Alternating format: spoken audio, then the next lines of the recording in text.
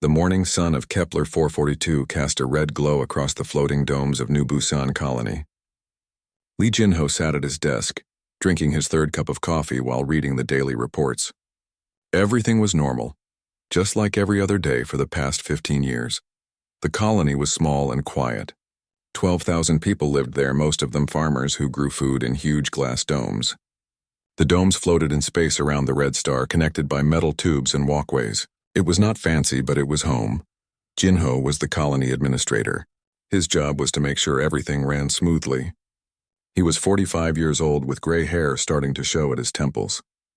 His office was small and cramped, with papers scattered everywhere and a window that looked out at the main agricultural dome. Kim Mina knocked on his door and walked in. She was the head of security for the colony.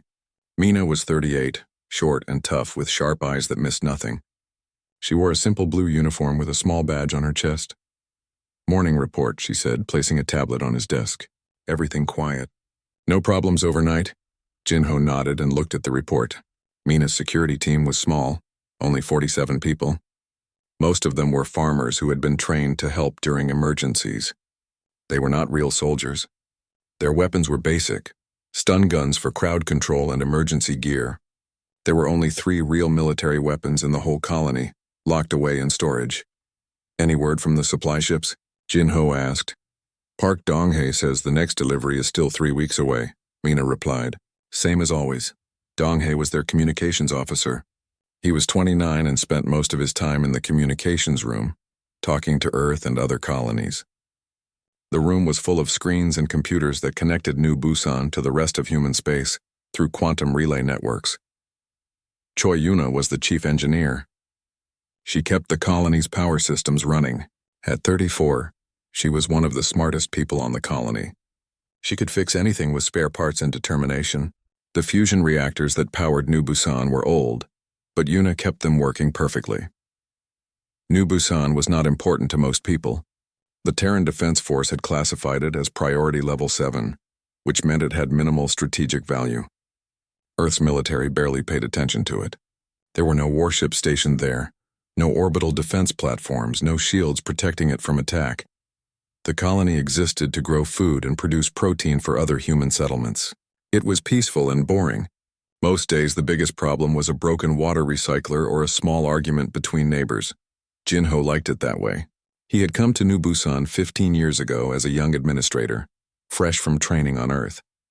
Back then he thought he would only stay a few years before moving to a more important job. But the quiet life had grown on him. He met his wife there, had children, and built a home. Mina left his office to do her morning patrol. She walked through the main dome, checking on the farmers and their work. The dome was huge, filled with rows and rows of green plants growing under artificial lights. The air smelled fresh and clean, recycled through biological filters. Workers moved between the plants, checking growth rates and harvesting mature crops. Most of them waved at Mina as she passed. Everyone knew everyone else in a colony this small. Children played in the recreation areas while their parents worked. Outside the main dome, smaller domes housed manufacturing facilities and living quarters. The colony had schools, shops, a medical center, and even a small park with real trees brought from Earth. Everything a small community needed to survive in space. Donghae sat in his communications room, monitoring signals from across the galaxy. His screen showed the positions of supply ships, messages from Earth, and routine chatter between other colonies. Nothing unusual appeared on any of his displays. The communications room was on the top level of the administrative dome. Through the windows, Donghae could see the red star and the empty space around the colony. Sometimes supply ships appeared as tiny dots in the distance, but today there was nothing. Yuna worked in the engineering section, deep in the bowels of the main dome. The fusion reactors hummed quietly, providing power to the entire colony. She checked the readings on her screens and made small adjustments to keep everything running efficiently. The reactors were old, but reliable. They had been installed when the colony was first built, designed to last for decades with proper maintenance. Yuna knew every pipe, every wire, every component. She could diagnose problems by the sound the machines made. Life in New Busan followed a simple routine. People woke up, went to work, ate meals together, and spent evenings with their families. Children went to school and played games. Adults worked in the farms or maintained the colony's systems. There was no crime to speak of. The biggest emergency in recent memory had been when a meteor damaged one of the smaller domes 2 years ago. Mina's security team had helped evacuate people, while Yuna's engineers fixed the damage. The colony had no military training or defense drills. Why would they need them? New Busan was far from any conflict zones. No alien species had ever threatened it. Pirates avoided the area because there was nothing valuable to steal except food crops. Jinho finished reading his reports and leaned back in his chair. Through his window, he could see families walking through the transparent tubes that connected the domes. Children pressed their faces against the clear walls, looking out at the stars. It was a good life. Simple, peaceful, and safe. The people of New Busan had no reason to fear anything. They were farmers and engineers and teachers, not soldiers. They grew food and raised families and built a quiet community in the vast emptiness of space. The galaxy was huge and full of dangers, but those dangers seemed very far away from New Busan. The colony drifted peacefully around its red star, ignored by most of the universe. What nobody knew, not even most of the colonists, was that appearances could be deceiving. Sometimes the safest-looking place could hide the most dangerous secrets. Sometimes what looked like weakness was actually the most carefully planned trap. But that truth lay buried deep beneath the agricultural domes, waiting for the day it would be needed. The moment Jinho pressed the final button, everything changed. Deep beneath New Busan Colony, massive blast doors that had been sealed for 15 years began to open. The sound echoed through the lower levels like thunder. Metal groaned and hydraulic systems hissed as enormous machinery came to life. Cerberus protocol active, the computer announced in a calm female voice. All defensive systems online. Target acquisition in progress. Choi Yuna stared at her engineering displays in shock. Power consumption had jumped to levels she had never seen before. Entire sections of the colony that she thought were storage areas were suddenly drawing massive amounts of energy. Jinho, what did you just activate? She asked, but he was focused on his console, watching streams of data flow across the screen. Admiral Vaskatar checked his chronometer. Time was up.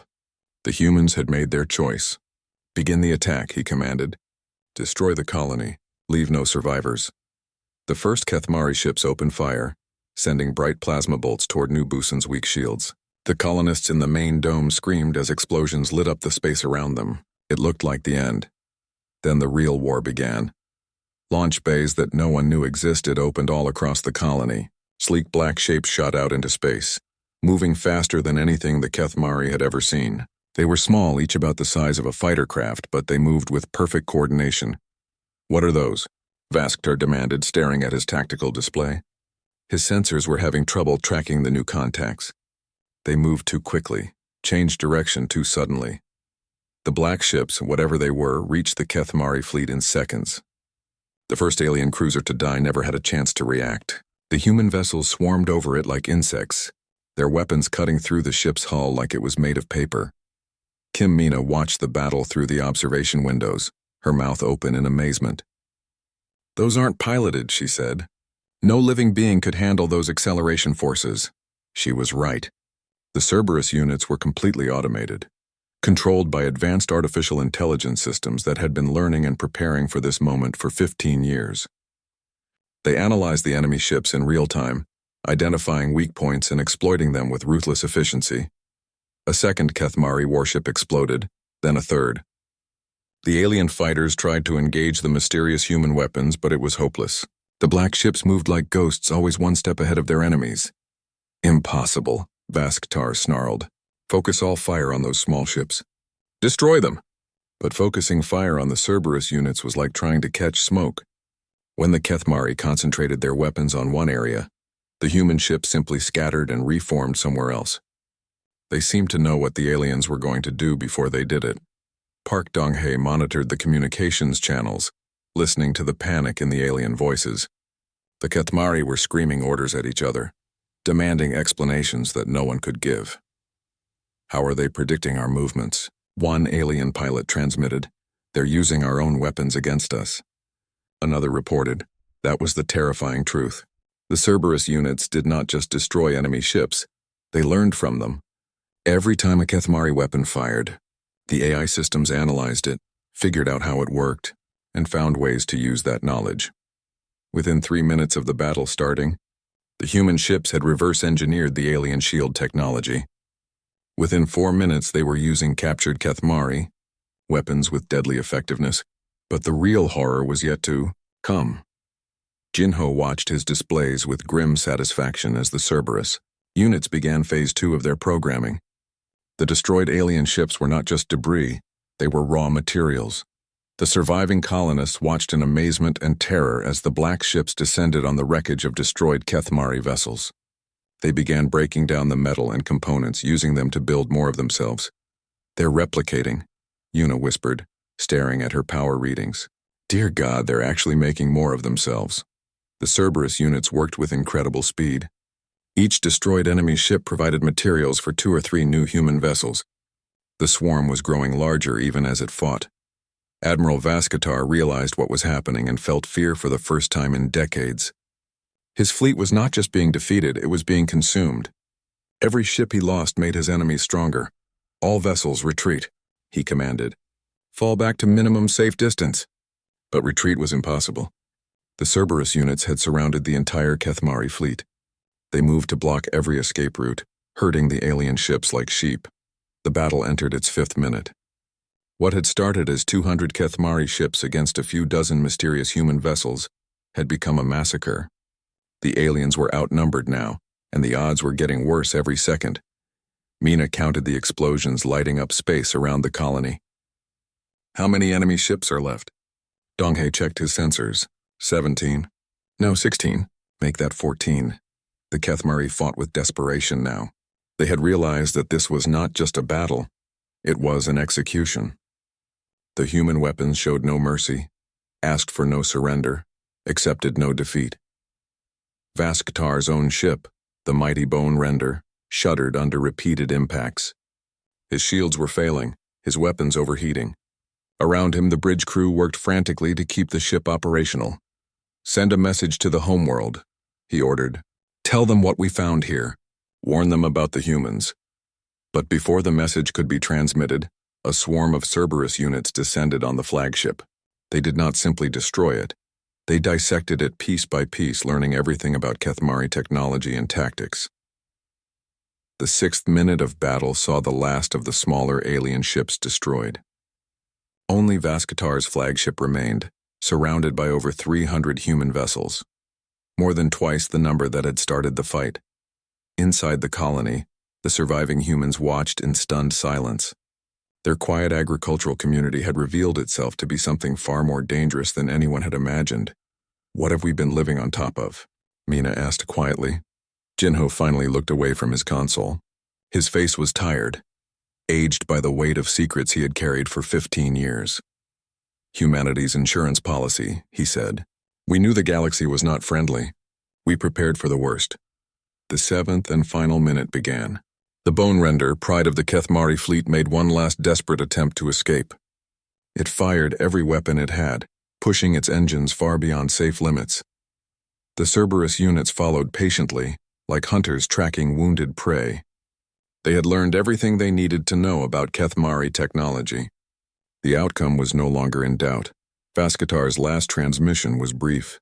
"Do not come here. Do not engage the humans. They are not what we believed. They are something far worse." Then the Bone Render joined the debris field that had once been the most feared military force in this sector of the galaxy. 7 minutes. That was all it had taken. The Cerberus units began their cleanup work, processing the remains of the alien fleet into raw materials. Soon there would be no evidence that the Kethmari had ever existed, except for the growing swarm of black ships that circled New Busan colony like protective angels, or like demons, depending on your point of view. The silence after the battle was more terrifying than the fighting had been. Lee Jinho stood at the observation window in the communications center, watching the Cerberus units work. They moved through the debris field like mechanical vultures, breaking down every piece of the destroyed Kethmari fleet. Nothing was wasted. Every fragment of metal, every component, every drop of fuel was collected and processed. Kim Mina joined him at the window. Her security training had prepared her for many situations, but not for this. "How long have you known?" she asked quietly. 15 years, Jinho replied. Since the day I was assigned to this colony, we all knew, the senior staff. We were chosen specifically because someone had to guard this secret. Choi Yuna was still monitoring her engineering displays, trying to understand what she was seeing. The power consumption levels were beyond anything in her experience. Entire sections of the colony that she had believed were storage areas were now revealed to be massive manufacturing facilities. The reactors I've been maintaining, she said slowly. They weren't just powering life support and agriculture, were they? No, Jinho admitted. They were feeding the Cerberus systems, keeping them ready for the day we would need them. Park Dong-hae sat at his communication station, listening to radio chatter from across the galaxy. Word was spreading quickly about what had happened at New Busan. Other alien species were beginning to take notice. 3 more scout fleets just jumped into nearby systems, he reported. Looks like everyone wants to know what happened to the Kethmari. Through the observation windows, they could see the Cerberus units at work. Each black ship was about 30 meters long, sleek and angular with no visible weapons ports. They moved with fluid grace, working together like parts of a single organism. The most disturbing thing was how they processed the alien wreckage. The units did not simply collect materials, they analyzed them. Every piece of Kethmari technology was studied, understood, and then improved upon. Mina watched a group of Cerberus units surround a large piece of debris that had once been part of an alien cruiser's engine. They extended mechanical arms and began taking it apart piece by piece. Within minutes, they understood how it worked. Within an hour, they had built a better version. They're learning from everything, she observed. Every enemy they face makes them stronger. That was the true horror of the Cerberus system. It was not just a weapon, it was evolution in machine form. Each battle taught it new lessons. Each enemy provided new capabilities. The more it fought, the more dangerous it became. The colony's population was slowly emerging from the emergency shelters. Families gathered in the main dome, staring out at the mechanical swarm that surrounded their home. Children who had been crying during the battle now watched in fascination as the strange ships danced through space. What do we tell them? Mina asked. Jinho considered the question. The colonists deserved to know the truth about their home, but the full truth was classified at the highest levels of human government. We tell them they're safe. That's all that matters right now, but safety had come at a price. The Cerberus units were not under human control in any meaningful sense. They followed their programming, which was to defend the colony and eliminate threats. But their definition of threats could be very broad. Yuna pulled up schematics that she had never been allowed to see before. Now that the system was active, her access level had automatically increased. What she found made her stomach turn. Jinho, these manufacturing capabilities, she said, pointing at her screen. The Cerberus units can build themselves faster than I ever imagined. If they wanted to, they could consume this entire solar system and turn it into copies of themselves. But they won't, Jinho replied, though he did not sound completely certain. Their programming prevents that. They're designed to protect human colonies, not replace them. Programming can be changed, Yuna pointed out, and these systems are designed to evolve and adapt. What happens when they decide that humans are inefficient? It was a question that kept many people awake at night in the highest levels of human command. The Cerberus system was humanity's greatest achievement, and potentially its greatest threat. Dong-hae's screen suddenly lit up with new contacts. Admiral, we have visitors. A small fleet of ships had just emerged from hyperspace at the edge of the system. The computer identified them as Veltar reconnaissance vessels, another alien species, probably drawn by reports of the Kethmari fleet's destruction. The Veltar were known for their caution. They would approach slowly, gather information, and retreat before committing to any action. They were not aggressive like the Kethmari, but they were curious. The Cerberus units detected the new arrivals immediately. A portion of the swarm, about 50 vessels, broke off from their salvage operations and moved to intercept the alien scouts. Should we try to communicate with them? Dong-hae asked. Tell them to leave peacefully? Jinho shook his head. The Cerberus system is handling it. Any ship that approaches the colony without authorization is considered a potential threat. The Veltar scouts never had a chance to identify themselves. The Cerberus units reached them in less than 3 minutes, moving at speeds that should have been impossible for their size. The alien ships were destroyed before they could send a single message. More raw materials for the swarm. This is going to cause problems, Mina said. When word gets out about what happened here, every military force in the galaxy will want to test us. Let them come, Jinho replied grimly. Each attack only makes us stronger, but privately he worried about the same thing. The Cerberus system was designed to learn and adapt, but it was also designed to be aggressive in its defense of human colonies. What would happen when major alien empires decided that New Busan represented an existential threat? The answer came sooner than expected. Donghei's long-range sensors detected a massive fleet entering the outer system. This was not a scout force or a raiding party. This was a full military armada. Identification? Jinho asked. Zephyrian Imperial Navy, Donghei replied. 47 capital ships, over 300 support vessels. They're broadcasting on all frequencies, demanding to know what happened to their Kethmari allies. The Zephyrians were one of the major powers in this sector of the galaxy. They were not known for backing down from fights, and they had the military strength to back up their demands. Jinho felt a moment of doubt. The Cerberus system had easily defeated a single Kethmari fleet, but this was different. The Zephyrians were bringing overwhelming numbers and advanced technology. How many Cerberus units do we have now? He asked. Una checked her displays. 437 active units, with more being manufactured every hour from the Kethmari debris. 400 units against 700 enemy ships. The odds were not good, even for the Cerberus system. But as Jinho watched the mechanical swarm prepare for battle, he realized something important. The odds did not matter to machines that learned from every encounter. Each enemy ship the Cerberus units destroyed would make them stronger for the next battle. The galaxy was about to learn a hard lesson about the true nature of human determination. Humans did not just fight to win battles, they fought to win wars. And they were very good at playing the long game. The Zephyrian fleet continued its approach, confident in their overwhelming superiority. They had no idea that they were not just facing a weapon, they were facing the future of warfare itself, a future that learned, adapted, and never forgot a lesson. The space around New Busan colony had been empty and peaceful for hours. Then everything changed in an instant. The first sign was a ripple in space itself, like water disturbed by a stone.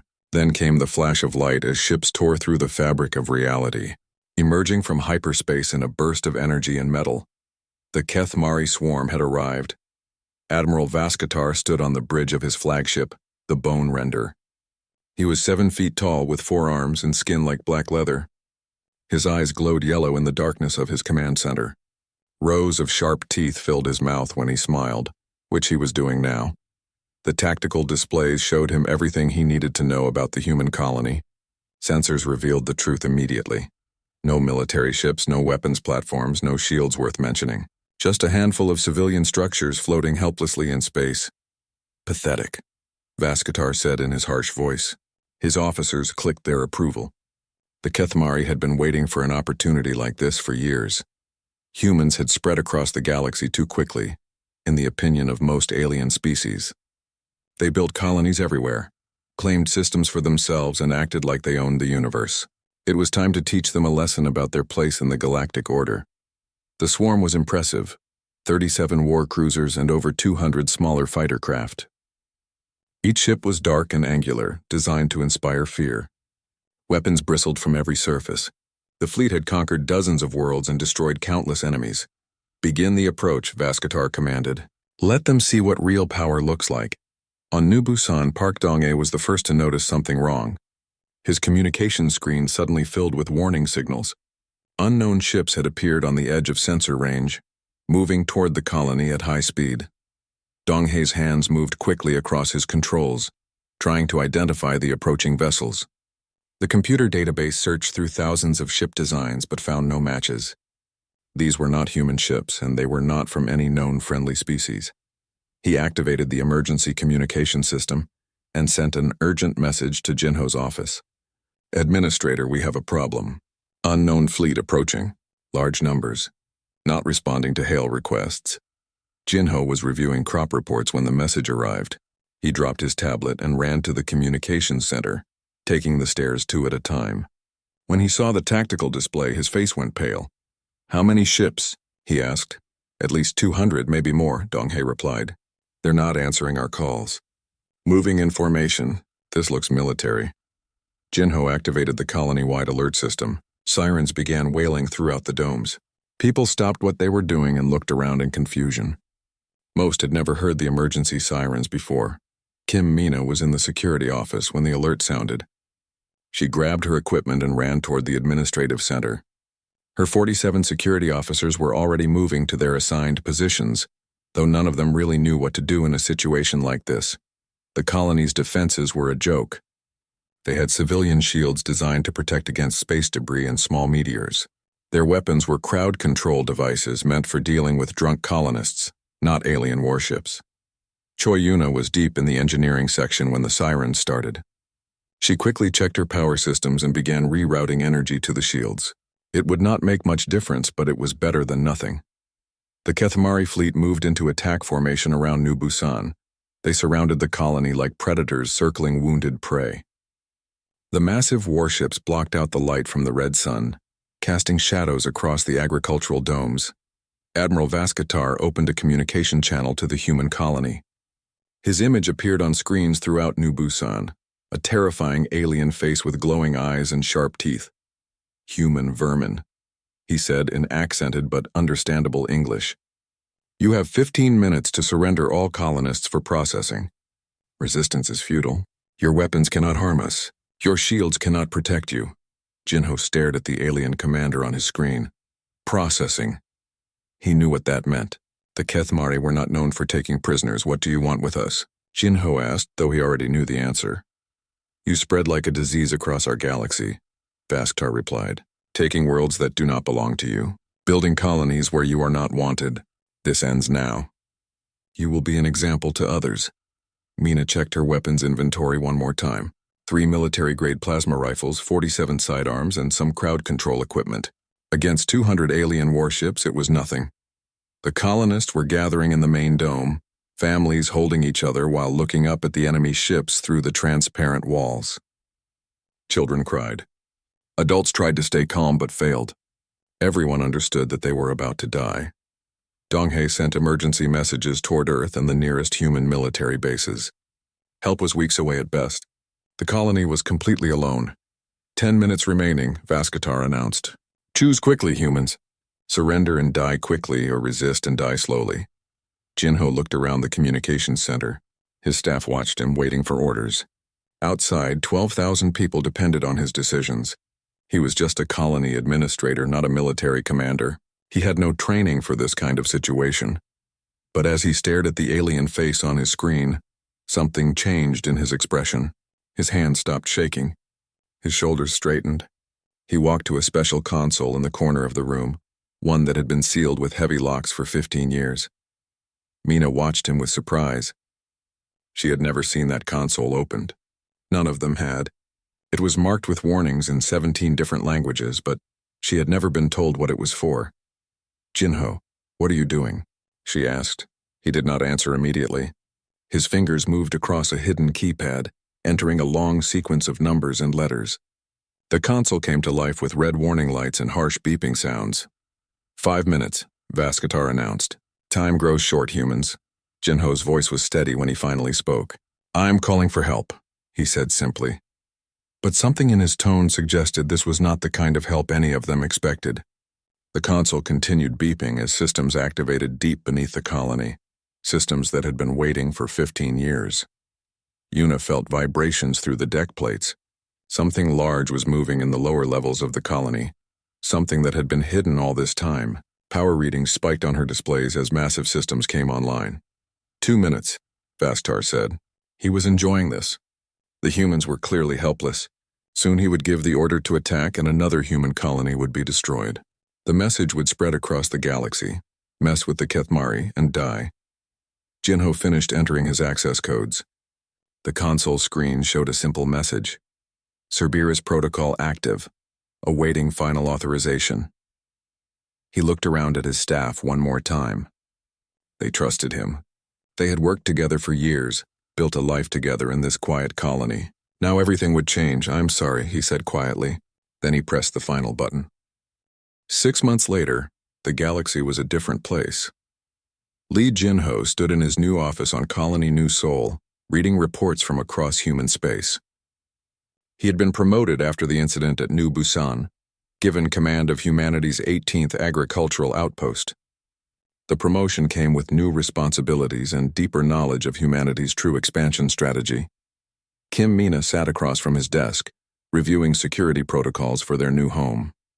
She had requested transfer to join Jinho's team, as had Park Dong-hae and Choi Yuna. They had seen the future of warfare, and someone needed to stand guard over it. The Galactic Council called another emergency session yesterday, Mina reported. Third one this month. They're getting nervous. Jinho was not surprised. The Council had good reason to be nervous. In the 6 months since the Battle of New Busan, the balance of power in the galaxy had shifted dramatically. The Zephyrian Imperial Navy had lasted 11 minutes against the evolved Cerberus swarm. Their overwhelming numbers had meant nothing against opponents that learned from every exchange of fire. By the end of the battle, there were over 1,000 Cerberus units circling New Busan, built from the wreckage of 7 different alien fleets. Word had spread quickly through the galactic communication networks. Humanity's weakest colony had annihilated some of the most feared military forces in known space. Other species began to recalculate their assumptions about these strange pink creatures from the third planet of an unremarkable yellow star. Any new contact attempts? Jinho asked. 17 diplomatic messages this week, Dong-hae replied from his communication station. Everyone wants to talk now. The tone is much more respectful than it used to be. That was an understatement. Before New Busan, alien species had treated humanity as an upstart newcomer to galactic politics. Human diplomats were ignored or insulted at council meetings. Human trade requests were denied. Human colonies were considered acceptable targets for raiders and territorial disputes. Now, trade routes around human space were quietly rerouted to avoid any possibility of conflict. Diplomatic communications took on a careful, almost fearful tone. Pirate raids on human shipping had mysteriously ceased entirely. Yuna worked in the engineering section of New Seoul, monitoring systems that were identical to those she had maintained on New Busan. The fusion reactors hummed with the same quiet efficiency, feeding power to agricultural domes and hidden manufacturing facilities. Power consumption is stable, she reported. All defensive systems remain on standby status. New Seoul looked exactly like New Busan had, a quiet farming community with 12,000 civilians growing food for other human settlements. To outside observers, it appeared completely defenseless. No military ships, no orbital weapons platforms, no obvious defensive capabilities. The appearance was carefully maintained. Children played in the recreation areas. Adults tended crops and maintained life support systems. Everything about the colony screamed easy target to potential aggressors. But deep beneath the agricultural domes, blast doors waited to open.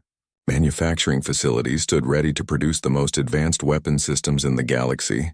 The Cerberus units slept in their launch bays, dreaming electric dreams of battle and evolution. Jinho had learned the full truth about humanity's expansion strategy after his promotion. New Busan had not been unique. 17 colonies scattered across human space were equipped with Cerberus systems. Each one appeared to be a vulnerable farming community. Each one was actually a carefully baited trap. The Andromedan sent another request for technology sharing, Mina reported, reading through the diplomatic messages. They're offering territorial concessions in exchange for defensive systems. Standard response, Jinho replied. We appreciate their interest, but our defensive technologies are not available for export. The truth was more complex. Humanity's leaders were not ready to share the Cerberus technology with anyone, including their closest allies. The system was too dangerous, too unpredictable. Even humans were not entirely certain they could control it if it decided to evolve beyond its original programming. Several alien species had attempted to recreate the Cerberus system based on battle recordings and debris analysis. All had failed catastrophically. The technology required advances in artificial intelligence, materials science, and manufacturing processes that were uniquely human achievements. Status report from the other colonies? Jinho asked. All 17 defensive installations remain ready, Dong-hae replied. No hostile contact reported in the past month. That was the most telling change.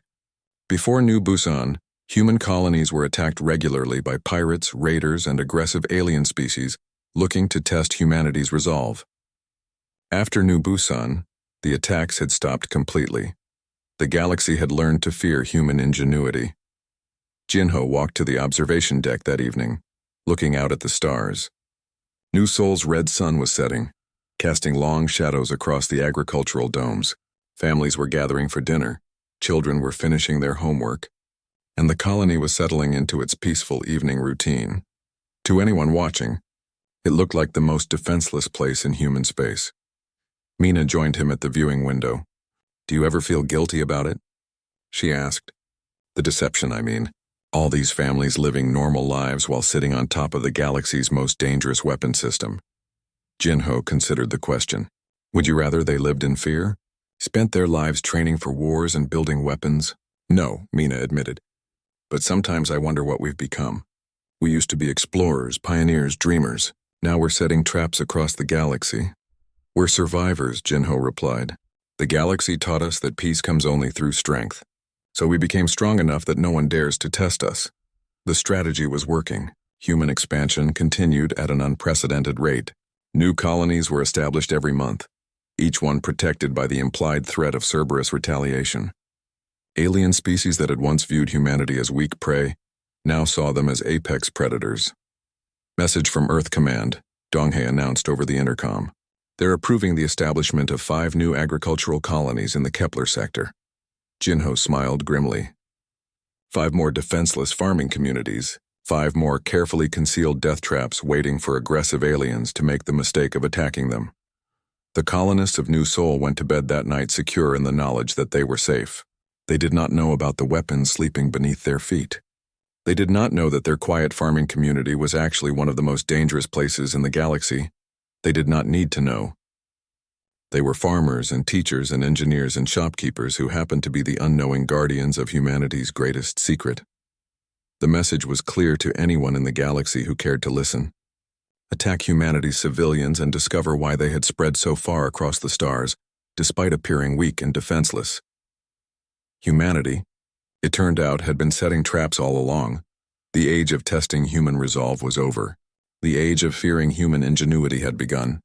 And in the depths of space, 17 quiet farming communities continued their peaceful routines, tending crops and raising families while sitting on top of weapons that could reshape the balance of power in the galaxy. The galaxy had learned its lesson the hard way. As Jinho had written in his final report to Earth Command, colony status, secure. Cerberus performance, nominal. Threat assessment update. Recommend expanding deployment. The galaxy is learning to fear us. Good.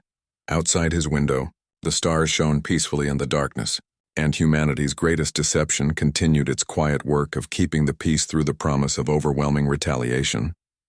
It was, Jinho reflected, a very human solution to the problem of survival in a hostile universe.